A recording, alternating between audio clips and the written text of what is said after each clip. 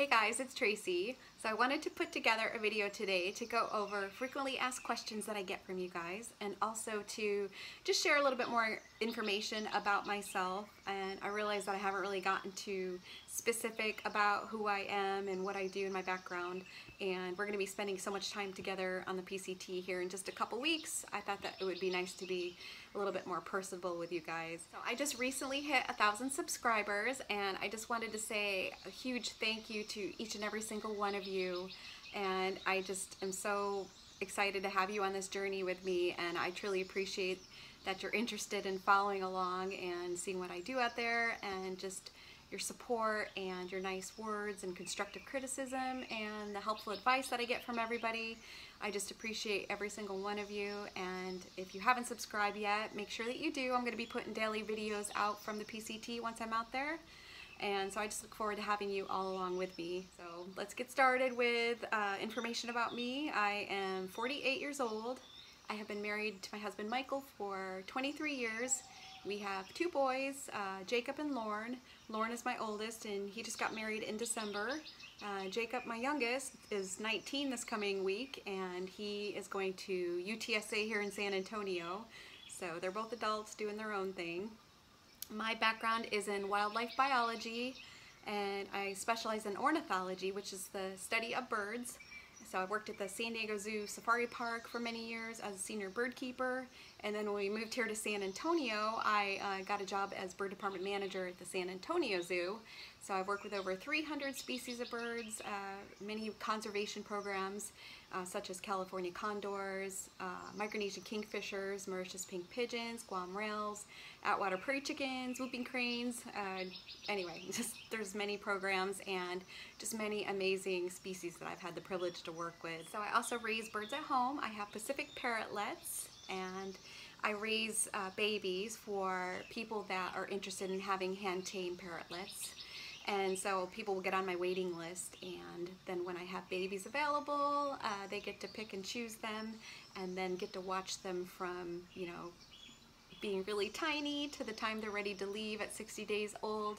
And so they get to watch the whole process of them being reared and trained and ready to go at 60 days. And then so the whole family comes and picks them up, and it's really cool to watch that whole process and how excited they are to come get their babies. So here's some pictures of those.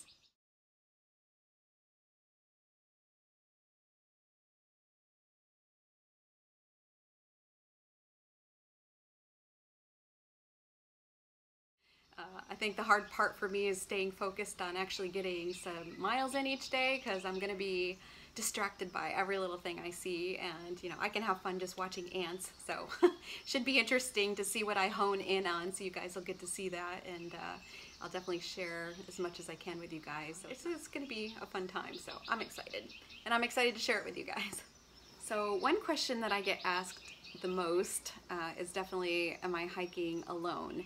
And the answer to that is yes, I am considered a solo hiker, but as far as being alone out there, really in the true sense of being alone, it's going to be hard, because there's usually about 50 other hikers that start each day from the southern terminus, and you guys tend to run into each other all the time on the trails and camp around the same campsites, go into the same towns together, so you get to know a lot of the people around you. You know, even if you don't hike together exactly, you know, foot to foot, you're still like running into each other throughout the days and get to know all the people around you. So you're never really truly alone. And if you want to just hike solo but keep, you know, a family out there, you can do that too, or you could have a group that just, you know, hikes together. It's really pretty flexible, and I think a lot of people that go out there understand that, you know, some people want to hike independently but still kind of have relationships with people on the trail. So that's probably going to be more my stance, is that, you know, I love the fact that I can hike at my own pace. I don't have to keep up with other people. That's going to help with hopefully getting injured. You know, I can just stop when I need to stop and not feel like I have to explain to somebody that, you know, I need to take a break or 2 breaks or 3 days, for 3 breaks some days. You know, there's going to be, each day is going to vary. So it's nice to have the freedom to do my own thing.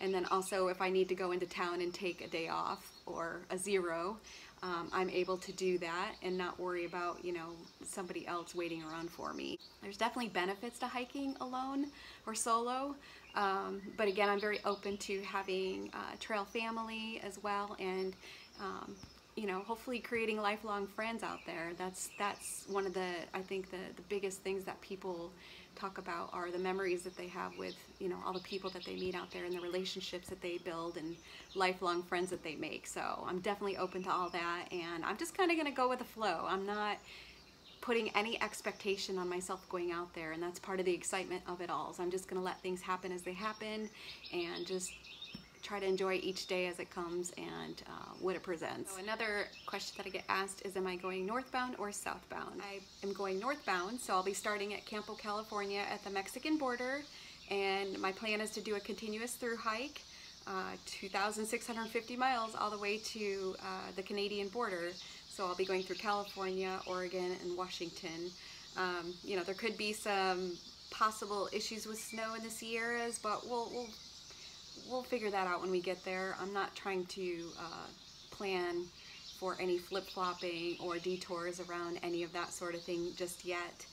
My plan as of now is to just do a continuous footpath all the way through and, you know, get information as I go along and make smart decisions based on information that I'm given from the experts and other experienced hikers. So I'll make those decisions as I go, but definitely gonna try to do a continuous footpath. And I also get asked a lot when I'm starting, and I didn't want to share the exact date on social media, not just yet, but once I'm out there and I'm into the hike a little bit, I don't mind sharing that date. But it's the last week in March, and it's just, you know, a couple weeks away, so it's getting really close.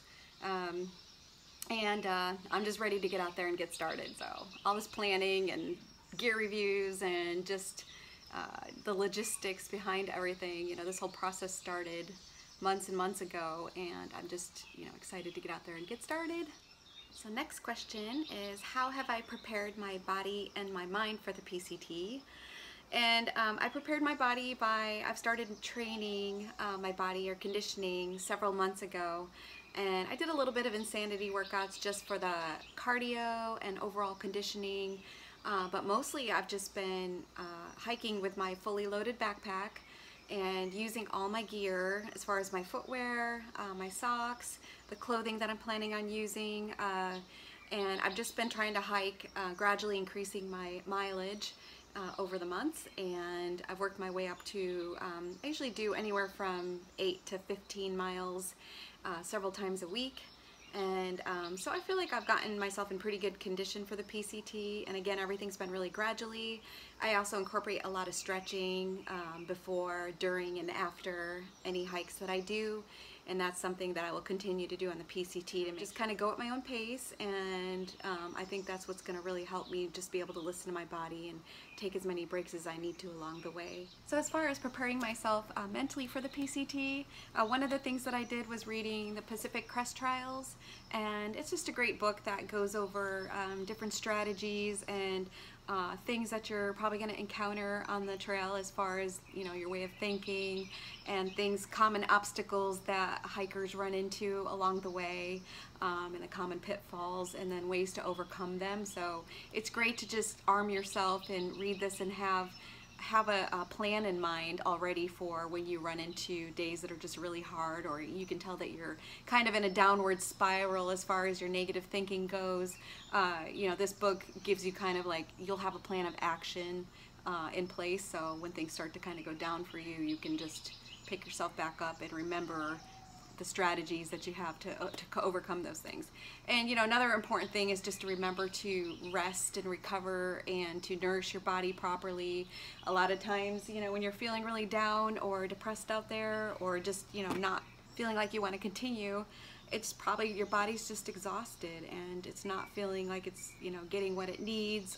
It's not recovering properly. So it's important when you're feeling really down or having several bad days back to back that you need to go recover yourself and just rest.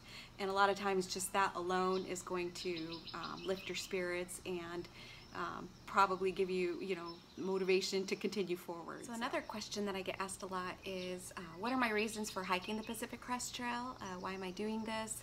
and what am I hoping to gain from this whole experience. And yeah, I could get really wordy with this, so I'm just gonna try to summarize it really quickly. But you know, I'm 48. I feel like I really want to have a challenge at this time in my life.